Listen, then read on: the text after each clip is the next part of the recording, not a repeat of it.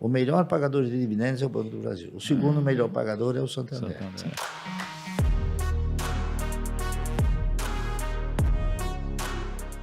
Quais são as palavras de esperança aí, Barça? Eu gostaria até de complementar, dando um exemplo prático, essa questão de você selecionar a empresa, selecionar tudo aquilo que ela falou. Mas eu gosto também, e muito, de avaliar o administrador, o gestor. Vou te dar um exemplo. A IRB custava R$40, pagava um ótimo dividendo, só que num instante em que colocaram um mau gestor, a empresa foi para o vinagre. Então, você ter a certeza que você tem um bom gestor é muito importante, está correto? E isso é uma coisa que eu privilegio bastante. Avaliar o gestor para ver se ele tem condições, capacidade, tá certo? De gerir uma empresa como aquela. Agora, eu diria também mais o seguinte, eu não sei se vocês se recordam, mas o nosso país, que já teve que suportar José Sarney, Fernando Henrique Cardoso, não é isso? Lula, Dilma, e agora está suportando o Bolsonaro, o nosso mercado superou a tudo. A todas as indesejabilidades que esses governantes fizeram, e todos os desmandos que eles fizeram, tá entendendo? Por exemplo, na época do Sarney, o Brasil cresceu pouco. Na época do Fernando Henrique, ele não cresceu nada, tá certo? Fernando Henrique conseguiu uma proeza fantasiosa, capaz de ser admirada, mas também muito criticada. Ele fez com que o real valesse mais do que o dólar. Você lembra disso? Lembro assim, né? Lembro de ler, né? Não, mas o dólar, o real valia mais do que o dólar. Então, nessa época, eu lembro que era a época mais gostosa para ir para Disney, né? Porque você ia lá e se endividar no cartão de crédito era um investimento, né, cara? Porque era 1 para 1, cara. Acho que teve. E era tudo mais barato. Não, tiveram cara. dois períodos. Esse período aí Não, depois. não era 1 para 1. O real valia mais do que o dólar. O real valia R$1 e o dólar valia 85 centavos de real. Tem aquele print do Jornal Nacional famoso que corre pela internet, né? Falando da cotação do dólar, 83 centavos, um negócio assim. Mas então o que acontece? Isso era uma fantasia. Nós chegamos a essa situação exatamente porque houve um exagero na conversão da moeda. O Fernando Henrique, o Sarney, por exemplo, ele teve inúmeras conversões, não é isso? De 1000 para uma, de 1000 para uma, de 1000 para uma. Bugou a cabeça de todo mundo. Mas foram assim com um intervalo de tempo. O Fernando Henrique não. Ele teve uma em dezembro de 1000 por uma e em junho ele teve uma de 2,76 por um. Então enxugou a moeda, tá entendendo? Aquilo foi uma fantasia também, para mostrar que era um bom governo, mas por isso é que você tem que analisar o gestor, tá entendendo? E seus atos, evidentemente, não é? Então eu diria a você o seguinte, num determinado período da história, nós tivemos a conscientização de que todas as empresas, elas fariam no final do ano uma correção do ativo imobilizado. E essa correção do ativo imobilizado ela era incorporada ao patrimônio da empresa e, consequentemente, ao capital. Então, quando as empresas ainda detinham o valor nominal 1, todas elas eram obrigadas a dar uma bonificação em novas ações. A partir de 1976, que muitas empresas se adaptaram ao regime da nova lei, elas exorcizaram o valor nominal e passaram a ter valor unitário. O que significa dizer? As empresas acrescentavam ao seu patrimônio aquela correção e não precisavam emitir mais ações, o valor unitário que crescia. Quando chegou em 1994, o Fernando Henrique acabou com isso, tá certo? Uma das coisas que ele fez foi acabar com isso. Então, o que aconteceu? A inflação continuou, menos naquela ocasião, mas depois foi se acelerando. E hoje, você tem o quê?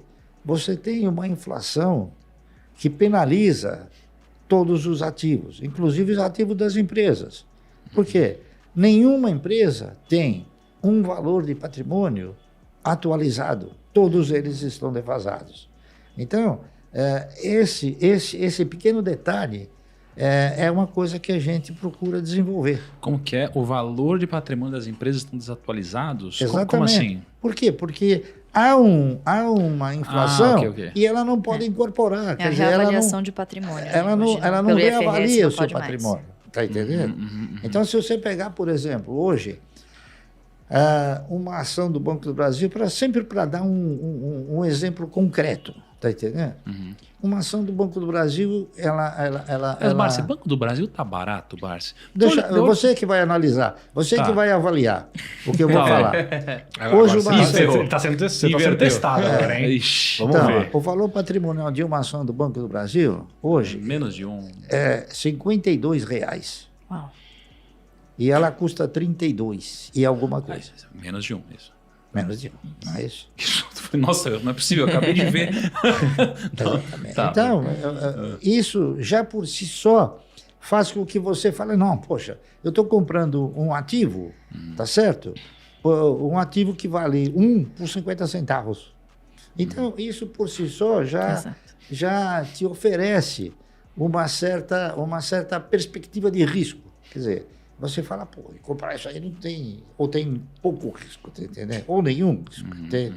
Porque, na realidade, eu interpreto o seguinte, a definição universal de mercado de valores é que mercado de valores é um mercado de risco, tá entendendo?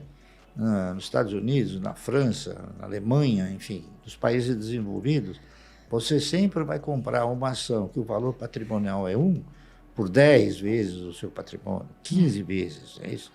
Então, é um mercado de risco. Só que a minha percepção aqui no Brasil é que a definição é outra. Aqui no Brasil, a minha percepção é que o mercado de ações é um mercado de oportunidades. Está entendendo? Então, você tem que saber avaliar essas oportunidades. E o Banco do Brasil é uma oportunidade. Então, é fato que ainda hoje, eu comprei ações do Banco do Brasil a R$ 32,50. É Por verdade. quê? Porque eu me inspirei nessa avaliação, tá entendendo? Para acrescentar um pouco mais daquelas que eu já tenho. Então, eu comprei Banco do Brasil no último Romobilhão.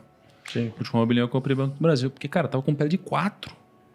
Pele de 4. 4 vezes. Significa que, cara, em 4 anos, o que eu paguei volta através do lucro. Né? É assim, Exatamente. obviamente tem um risco aqui, mas, cara, pele de 4 tem muita proteção aqui, tem muito preço que pode cair, né, cara? E o assim, ROI melhorou muito, né? De 13 para 17. Isso, exato. Eu exato, senti- 17, e é um dos maiores dos bancos, inclusive, 17. Top 10 do Olha, mundo. O Banco do Brasil é o banco que maior dividendo paga. Olha aí. Tá Caraca. entendendo? Eu fiz recentemente um trabalho fazendo um comparativo. Banco do Brasil, Banco Itaú, Banco Bradesco e Banco Santander. O melhor pagador de dividendos é o Banco do Brasil. O segundo melhor pagador é o Santander. Santander. Por quê? Aí a pergunta. Por quê? Porque são empresas que elas não aumentaram demais a sua base acionária, como aconteceu com o Itaú. Certo? O Itaú deu há pouco tempo atrás 50% de bonificação. O Bradesco dá todo ano, dá 10%. Então, a base acionária dele cresceu tanto que o lucro precisa ser rateado entre a base acionária. Então, se você tem uma base acionária desse tamanho, a distribuição, o que é? É pequena. Caraca, faz todo E o Banco sentido. do Brasil, não. O Banco do Brasil ele ficou com aquela mesma base acionária. Free float Então, abaixo. na razão direta que o lucro cresce, o rateio, ele aumenta. Vamos parar de falar do Banco do Brasil, por favor, para parar de vir gente. Não quero ficar dividindo fatia, não. Não, eu só dei como exemplo Sim. para você conscientizar também Sim. o seu... Não, é brincadeira, ele tá o brincando. seu- Tô brincando. O Caio não sabe o que Pare- fala, parem Barsi. de comprar. Ele não sabe o que fala, Barsi. os seus ouvintes aí, para que eles tenham o quê? Porque eles tenham uma noção daquilo que a gente faz. Sim. Entendeu? Ô, Barsi, se eu fosse perguntar hoje, quais são suas 3 maiores apostas hoje, assim, no mercado? Quais seriam suas 3 queridinhas, assim? Tirando eu o nunca- IRB, que o eu nunca- IRB eu já nunca entendi. apostei no mercado, tá entendendo? É, já usei a palavra. Porque eu acho que... Eu só quis colocar de uma outra forma. Quais são os mais 3 simples, projetos né? que você mais acredita, senhor Barsi? Não, eu acredito o seguinte, eu acredito que a Auren vai ser um bom projeto, tá entendendo? Uhum. Eu também fui um defensor emérito, né, de quando a Cielo estava R$2 e todos falavam, não, isso aí tá ruim, tá ruim. Eu avaliei, analisei, e hoje o papel dobrou de preço, quer dizer, está R$4, então não é nada, deu 100% de resultado, né? E eu acho que o IRB é uma boa, seguindo a sua postura aí, a sua colocação, a IRB é uma boa aposta. Vibra também, né? Vai, Vibra. Como? Vibra, né? Também. Não, a Vibra também é outro papel, mas eu acho a Vibra, a Cosan, tá entendendo? São empresas que vão prosperar na sua. Pô, pensei que você ia falar Banco do Brasil, sabia? Mas o Banco do Brasil eu falei em caráter primordial, né? Ah, entendi. Tá entendendo? Até eu falei para você o seguinte, eu comprei Banco do Brasil hoje. Eu pensei, puta, ele falando do Brasil. Olhando para características de dividendos, etc, né?